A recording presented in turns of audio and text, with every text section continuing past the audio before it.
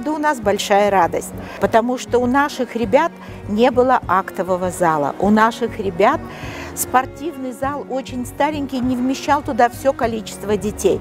В новом корпусе, который нам подарили, это здание наша мечта. В принципе, в нашем корпусе теперь можно заниматься, что мы и делаем сразу же на второй день после открытия.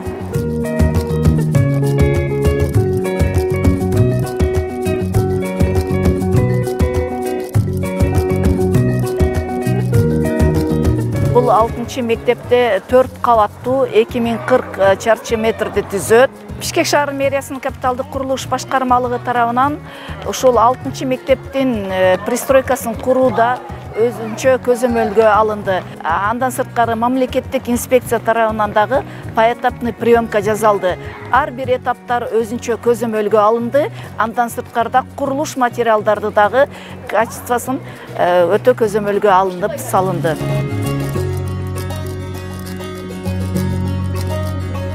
Бұл объекти май айында баштаганбыз. Май айында келип, мына жерде эски 2 этаждуу зданияны бузуп, андан кийин жаңы зданиянын катлабанын баштап, ушул жумуштарды аткардык. Май айынан сентябрга чейин жумуш аткардык. Бизде 80 бала иштеди, 2 смен иштешти. Сапат боюнча эң жакшы деген азыркы материалдардан колдондук, сапатына кептилдик беребиз.